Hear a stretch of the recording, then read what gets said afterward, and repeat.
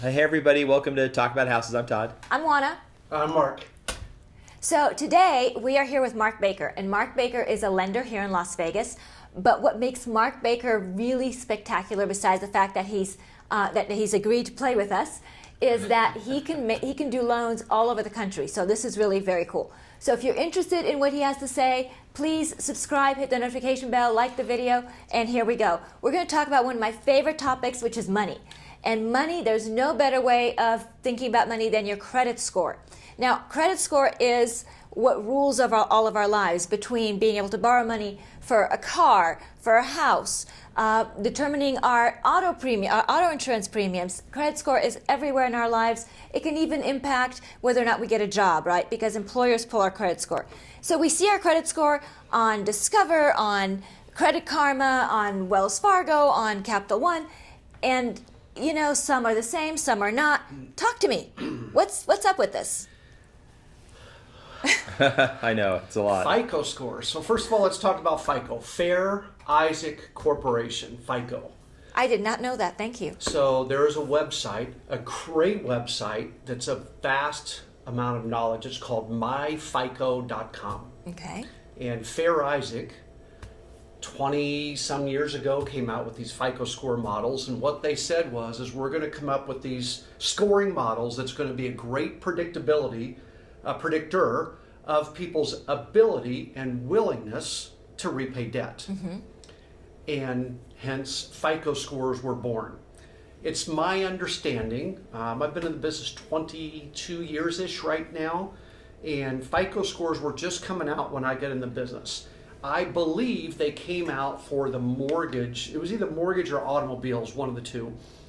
And it worked so well. It was such a good predictor of the borrower's ability to borrow that the other, so like if the automobile industry was using it, the car or the mortgage industry said, hey, we want to use it. And FICO came out and said, we're going to give you another set of FICO scores.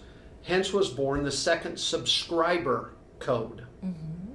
So the one thing that most people don't understand about credit is the last I heard, there were 17 different subscriber codes. Oh, wow. Okay. So we hear all the time, hey, Oana, you want to buy a house? Great. Tell me a little bit about your income, what you got going on. Tell me about your credit. My FICO score is 647 or 738 or whatever the number is.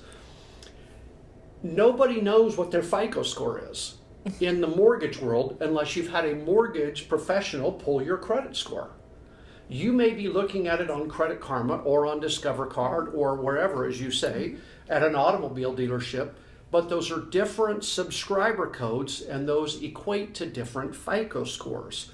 The algorithms are totally different if you're going to borrow money to buy a vehicle versus the algorithms showing the ability to repay on a home versus the algorithms showing the ability to repay on a credit card. Does that make sense? Yeah, this is secret stuff. So make sure that, This is like lender secret stuff. This is, as you can tell, I'm a little bit into this. This is why people get upset, I think, because what happens is they're like, well, I went on this site and it said I had this credit. Why are you telling me my credit's that's wrong? And then they get mad and go to another lender and they get told the same thing. I had a physician one time who was willing to sue me. He said, I am going to hire an attorney. He went out and he bought a spa, a jacuzzi, and he bought it as a 12 months, same as cash. They pulled his credit score. He called me to buy a house. And with his jacuzzi credit score. Well, yes. After he did, this was a physician. He was an anesthesiologist, made very good money. This was 10 years ago. I'll never forget it. He was a pseudo friend of mine, a very good personal friend of mine. He was a colleague, and his FICO score was 590 something. But the jacuzzi place had told him it was 700 or 690 or something. Right. And he said, I will sue you over this, which was the most amazing thing. But he just didn't understand. He wouldn't let me explain. There's a difference between FICO scores. So people now are going to Google jacuzzi credit score and see if that's is that a real thing? I want to check that. Is that a real thing? So typically automobiles, let's talk about that for a second. Automobiles typically have a much higher FICO score than the mortgage business does. Okay, so the credit score they're seeing online is not necessarily, they can't use that and then go onto a mortgage website and say, oh, I would get this rate because I just That's correct. I passed 720, and that's a big threshold. They may be at 680. That's right. Okay. And it's the same thing with their Discover card, or with with their Monitor, with Credit Karma, or whatever that they're looking at. So with all these different subscriber codes, you've got everything from insurance that I know that you talked about, to some of these RC Willey and Home Depot. You do the 12 months same as cash. That's a different FICO score algorithm than what everybody else uses. So, and there's so many things that determine FICO scores. You can go online and you can see all kinds of stuff, and it's all kind of the same stuff, but it's basically paying down your utilization. What your people think that their income determines their FICO score. Has zero to do with your credit score. Is your income zero? Has zero to do with your job longevity, but people think it does. Has zero to do with the money that you have in the bank or your assets, but people think that it does. People think that it's related to their age, or to their gender, or to their race. It doesn't. It doesn't know that. It just looks. It doesn't know that. It's just finances. That's right. I've got a question. So, how often does it change? All the time. So is it changed on a daily basis? Yes.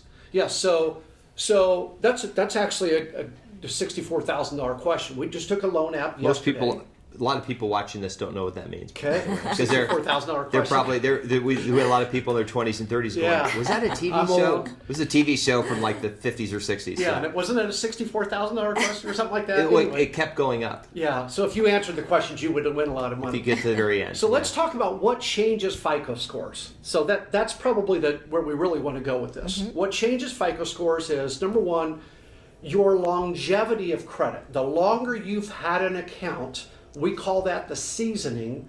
The longer the seasoning of the account, the higher the FICO scores. Number one. Number two, the less credit utilization for each trade line. In other words, let's say you have a credit card with a $1,000 limit. Let's use easy numbers. And you owe $900. Your credit utilization on that trade line is 90%. That's going to show that you're a bad risk because you're close to being maxed out. If you have 10 credit cards and all of them are at 0 and one of them is at 90, that's a better credit risk than if all 10 of them are at 50 or 60 or 70%. Keep in mind that the algorithms are looking at this and they're trying to show your ability to repay debt.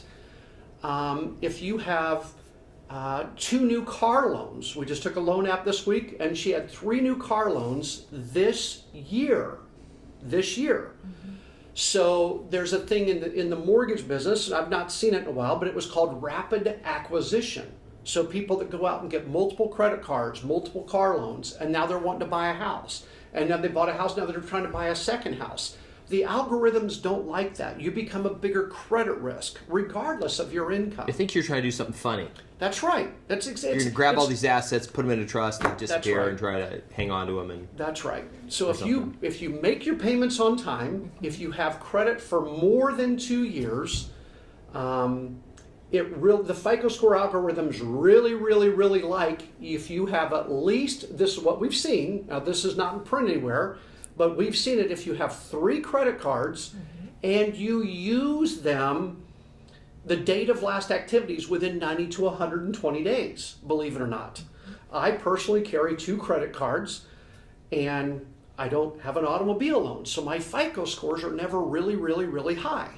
We've seen them, the highest FICO scores we've seen time after time seems to be 3 credit cards that people use, pay them down, and they have an automobile loan, and they have a mortgage. I don't know why the algorithm's like that, but that's just what I see over time. It punishes people who own their cars, they own their house, and they're like, well, we don't know who you are. That's right. And then, because I know some kind of high net worth people who they're completely debt free. They don't even really like credit cards. That's right. They maybe use a debit card, which doesn't show up on your credit score. And they're like, oh, I think I want to go buy a house in this place, but I found out my credit score was like really bad. Yeah, and when you're looking at a jumbo loan, that's a serious problem because a lot of jumbo loans they have a minimum of 720 FICO score just to get the jumbo loan. I haven't seen a jumbo program recently, if anything, under 700. And we've seen high net worth people that make a lot of money and have substantial assets in the bank that their FICO scores are almost non-existent. They just don't use credit, and now all of a sudden they want to leverage something. So it's a serious issue. So one of the things that people say when they're thinking about buying a house, they go out and they shop lenders. They go online, they go all these places, but they get very freaked out about having their credit pulled. Oh, it's crazy. Because they've learned that if their credit is pulled, that's going to lower their credit score. True or false? Help us out. Mythbusters. Here we are at mythbusters.com today. Okay. So, great question. Last I read on, I believe it was on Experian, FICO, on my FICO, supposedly if you have your credit, they say if you pull your credit one time, it lowers the scores. I don't know how you would know that, because you didn't know you know what I mean? You didn't know what they were before you pulled it. Oh, right. I see what you're saying. Does that make sense? Yeah. But we have people that monitor their credit and say, hey, you pulled it and my scores dropped.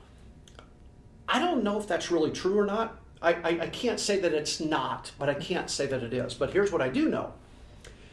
For the FICO score algorithm, not the Vantage score, which lenders don't use Vantage scores, by the way, we use FICO. For FICO scores, you can have as many lenders run your credit within a 45-day time frame, and it will not, according to FICO, according to Experian, it will not affect your FICO scores adversely. In other words, you're not going to be out buying 10 homes in a month. Right. Well, I think it kind of goes to your point about each industry having their own FICO code. That's right. Because the algorithm does understand that if it's the same FICO code, meaning it's the same kind of purchase that you're trying to make, the algorithm, I think, understands that you are shopping this out. That's right. And that you are not going to get 15 mortgages. That's right. You're just shopping for mortgages. That's exactly right. So if you do a soft pull, if you pull your own credit, like on the free credit report type of thing, there is no effect to your credit scores. That's been proved over and over and over. You can Google it. It's all over the internet. So now, to your point with that, so if I go on the mycredit.com, the official one where I can pull Experian and TransUnion and you have to pay money to get a FICO score, right. but yes, you can do that. So I pull that and I get my FICO score. How does that FICO score measure up against your FICO code score? It's not. It's a great question. We don't know the answer to that. Discover's one. I mean, they're all too different. We are only going to use a mortgage FICO score. So I, as a consumer, can't get that on my own. You can only get it from a residential mortgage lender. Got it. So when I go on my bank web, Wells Fargo, when I go on there, it says view your FICO score. That's just a random FICO score. One of 17. One of 17. That's their algorithm. So I've got it for American Express, and I've got it through 3 different credit cards. Okay. Right. So, and if you look at it, they're not the same. No. Because Credit Karma says it's a Vantage score, There you go. and it's like substantially different. Like it's noticeably enough different. We've seen them where it's 60, 70 points different. Look, Yeah, I think from that's- Credit Karma. Credit Mine's Karma probably, shows me a lot of love, a whole lot more love than anywhere else. I'm going to go to Credit Karma to buy a house. That's right. Yeah, really. Because that's, I think, the problem. People go on Credit Karma because they advertise, because it's freemium. It's free. You can pay a subscription for services, and then they're advertising. You qualify for this, you qualify for this, right? That's Sure. how they make their money. So I think people go on there, and then they see that score, and then they think, oh, my score is 680. I can go buy a house Absolutely. based on this, and then they call the lender, and the lender says, no, you're 640. Well, Absolutely. no, but Credit Karma says this. We see it every day. Okay. It's a great point. Great question. Well, how do you want them to if they have questions? How can they contact you? If you've got questions, especially about credit, give us a call. My telephone number is area code 702-451-1040, like a tax return. Or you can just Google Mark Baker, the mortgage maker, and it seems like we're all over the internet. So I'm going to put all this information on the screen. I'm also going to put it in the comments. There's some tax accountant out there who's very upset that you took that phone number. I with get, the I get a 1040 phone call at the every end. once in a while. They from ask you. They CPAs. probably want to pay you big bucks I have been offered some money for my phone number. for the phone number. That's funny. Well, thank you very much, Mark. We really appreciate it. This has been super informative. I learned a whole lot, which says a lot because we've been in the business for a long time. So thank you very much. We appreciate I'm it. glad it's informative. Thanks, Todd. Yeah, Appreciate thanks. it, man. And if you like the video, please subscribe, hit the notification bell. We have lots more videos with Mark, and he will teach all of us something, I promise. We've been doing this for a long time, and we've learned something new on every video with Mark. So like the video, share it, subscribe, and we'll see you on the next video. Bye. Thanks.